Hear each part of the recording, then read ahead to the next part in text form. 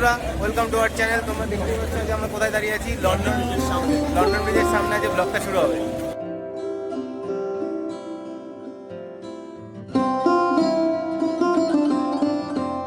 চ্যানেলে স্বাগত। আমি সৌরভ আর আমার সাথে অপূর্ব। আজকে আমরা বইমেলায় এসেছি। চলো এইবার তোমাদের বইমেলার ভেতরটা একটু ঘুরে দেখাই।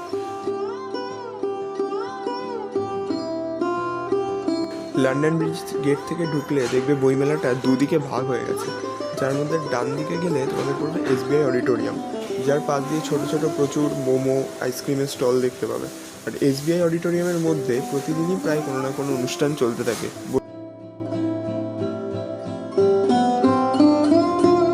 অডিটোরিয়ামে কিছুক্ষণ সময় কাটানোর পর আমরা চলে যাই আনন্দ পাবলিশার্সের বুক স্টলে। আর গিয়েই দেখতে পারি একটা প্রচণ্ড রকমের ভিড়।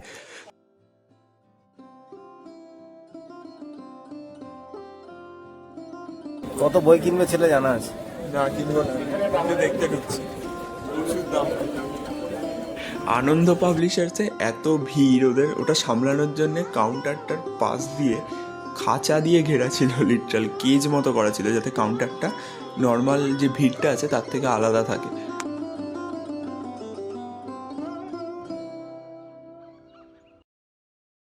কোথাও পাইনি, আমাদের স্কুলের বই এখান থেকে নিতাম, কিন্তু আলো জ্বলছে না।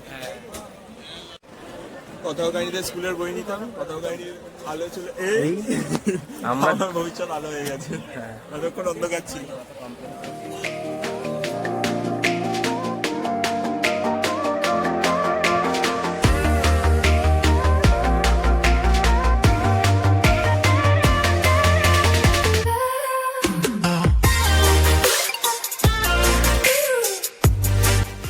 এবছরের বইমেলার থিম কান্ট্রি ছিল গ্রেট ব্রিটেন।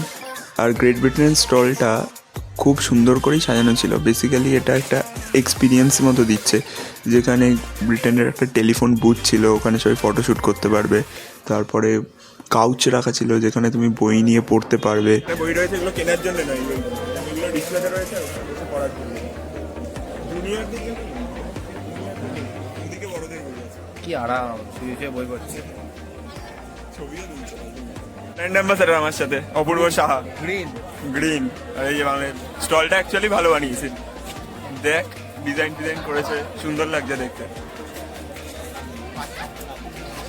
পাশে USA আর এদিকে হচ্ছে বাংলাদেশ। বাংলাদেশে ঘুরে নিয়ে আসি, আটকে দিচ্ছে। এত মানুষ যাচ্ছে, বন্ধ করে দিতে হচ্ছে, এত ভিড় হয়ে গেছে। না কিন্তু সাজিয়েছে ভালো বাংলাদেশের স্টলটা, অ্যাকচুয়ালি ভালো ডিজাইন করেছে। এটা হচ্ছে বাংলাদেশের স্টল, আর বাংলাদেশের স্টলের পাশে এখানে লাইন দিয়ে খাবারের দোকান দেখতে পাবে। এই দেখো গৌতম, আরো অনেক খাবারের স্টল আছে, দেখি কি পাওয়া যায়। ভাই দীঘাতে চলেছে, হ্যাঁ ওটাই বলতে যাচ্ছিলাম, দীঘার মাছ বাংলাদেশের পাশে, আর কি চাই। বই খাতা যা ইচ্ছা বার করে নাও, কিন্তু ফুডের ভিড় আলাদাই। একদম কোথাও ভিড় নেই, এখানে যতটা ভিড় আছে। পুরো ভর্তি লোক নাকি ফুড কোর্টে খাবার খাচ্ছে, বই খাতা ছেড়ে দিয়ে। এর জন্য বইমেলা আসা। আমরা ওখান থেকে সোজা চলে যাই 365 দিন প্রকাশনীতে। 365 দিন প্রকাশনীটা আগের বারও খুব নজর কেড়েছিল, কারণ হচ্ছে ওখানে সত্যজিৎ রায়ের ওপর পুরো বেস করে জিনিসটা ওদের করে। যে কোনো বই বেরোয় সবই পুরোটাই সত্যজিৎ রায়ের ওপর বেস করে। আর ওদের স্টলটা একটু অন্যরকম লেগেছিল, কারণ তুমি যে দেখবে একেবারে অনেক রকমের বই নয়, বাট খুব সিলেক্টিভ আর খুব ইউনিক বই পাওয়া যায় ওখানে, যেগুলো তুমি আর অন্য কোথাও পাবে না।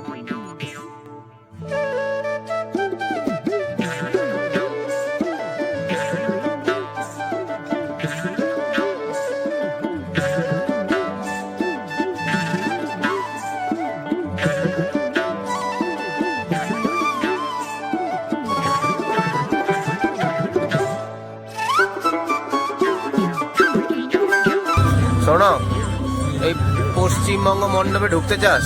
না আমি চাই না। কেন? মানে আমার ওরকম ইচ্ছা নেই পশ্চিমবঙ্গের মণ্ডপে ঢোকা। না, বেশি ফাঁকা ফাঁকা রয়েছে, বড় হয়েছে এইটা স্টলটা। মানে বাংলাদেশের আমি দেখলাম বড় স্টল, আর এই পশ্চিমবঙ্গে দেখছি বড় স্টল, তার থেকে থিমের স্টলটা ছোট। এই স্টলটা দেখতে অন্যরকম করেছে, মানে একটু অ্যাবস্ট্রাক্ট ডিজাইন করেছে, ভালো লাগছে দেখতে।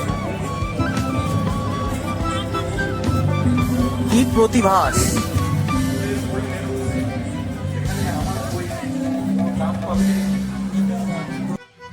বইমেলাতে অনেকগুলো মঞ্চ আছে, তার ভেতর একটি মঞ্চে বাউল অনুষ্ঠান হচ্ছিল।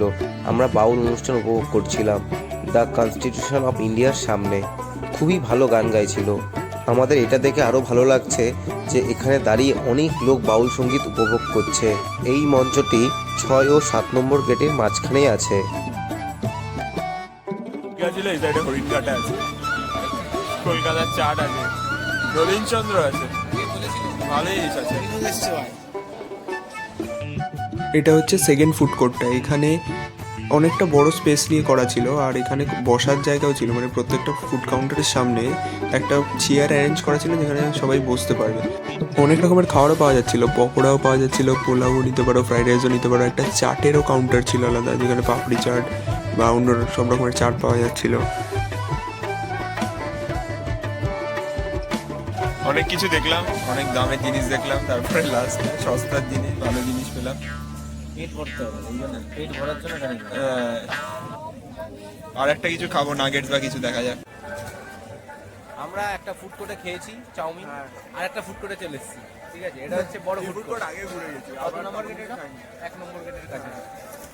হ্যাঁ, এটা হচ্ছে বাংলাদেশের style, বাংলাদেশ। বাংলা পক্ষ, বাংলাদেশ ফুড কোর্ট সব একসাথে। গৌতম আলাদা, কিন্তু গৌতম সে লোক ভিড়। আমরা আরো কিছু খাবো। গৌতমস থেকে ফিশ ফিঙ্গার নেওয়ার ইচ্ছা ছিল, পাওয়া যায়নি, এত রাত হয়ে গেছে।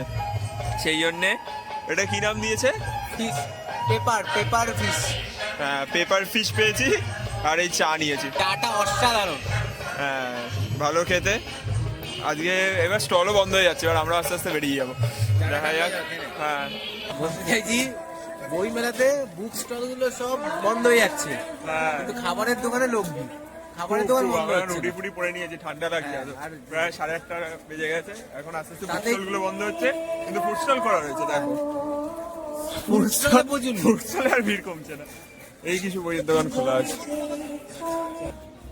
এখন বইমেলা মোটামুটি সব শেষের দিকে, প্রায় সব স্টলই বন্ধ। ওইদিকে দেখ, বসার জায়গাটাও ফাঁকা হয়ে গেছে, আর এমনিও লোকজন সেরকম নেই।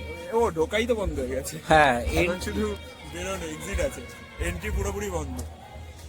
এন্ট্রি বন্ধ করে দিয়েছে মানে অনেকক্ষণ 8টা আগে। অবধি খোলা পাবে তোমরা। হ্যাঁ, না আমরা যেটা বলছিলাম, আমরা দেখ, আলো থাকতে বলে যাই হ্যাঁ, যে আমরা যখন ঢুকেছিলাম কত লোকজন ছিল। হ্যাঁ, হ্যাঁ। পুরো বন্ধ হচ্ছে, তারপরে বেরাচ্ছি। কোথা থেকে?